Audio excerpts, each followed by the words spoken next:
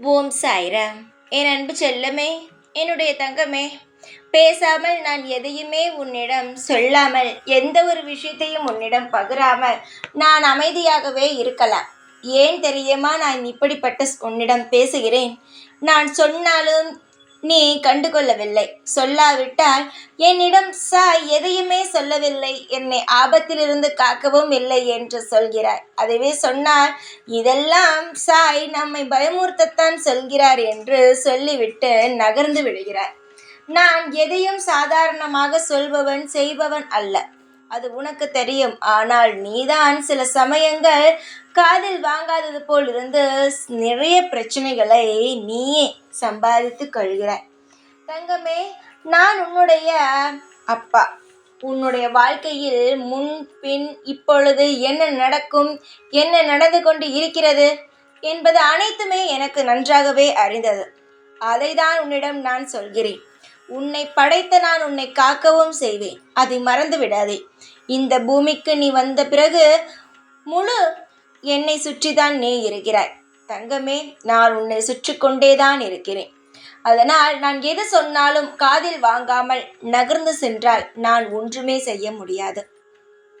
நான் சொல்லும் விஷயத்தை காது கொடுத்து கேட்டு அதன் மாதிரி நீ நடந்தால் மட்டும்தான் எல்லா விஷயமும் நீ தப்பிக்கவே முடியும். நான் உன் நல்லதுக்கு சொல்கிறேன், காது கொடுத்து அனைத்தையுமே கேள். அழகான உன் மனதுக்கும் உன் முகத்திற்கும் அழகான விஷயங்கள் பல நடக்க காத்துள்ளது.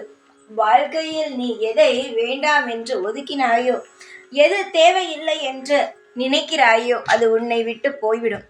எது உனக்கு வேண்டும் என்று நினைக்கிறாயோ அது உனக்காக தேடி ஓடி வந்துவிடும். அதனால் எது உனக்கு வேண்டுமோ அது நான் உன்னிடம் கிடைக்க செய்வேன்.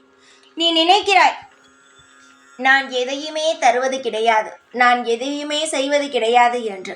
உனக்கென்ன வேண்டுமோ அது என்னிடம் இருந்து நேர காலத்திற்கு கரெக்டாக உன்னிடம் வந்து சேர்ந்துவிடும். இந்த சாயான நான் உனக்கு அனைத்து இடத்திலும் பாதுகாவலனாகத்தான் இருக்கிறேன். ஒரு இடத்திலும் நான் உனக்கு துரோகம் செய்யவில்லை. ஆனால் சில சங்கடங்கள் வரும் பொழுது என்னை வெறுப்பது போல சில சமயங்கள் நடந்து கொள்கிறது. தங்கமே, அனைத்தையும் தாண்டி வந்துவிடு. நிச்சயமாக உனக்கான ஒரு எதிர்காலம் காத்துக்கொண்டே இருக்கிறது. பல பேர் உன்னை கேவலமாக பேசலாம், ஆனால் நிச்சயமாகவே உன்னுடைய வாழ்க்கையில் மற்றவர்கள் வியக்கும் வகையில் பல விஷயங்கள் நடக்க காத்துள்ளது. நீ என்னுடைய பிள்ளை, உன்னை வாழ வைப்பேனே தவிர மற்றவர்களால் தூற்ற விடவே மாட்டேன்.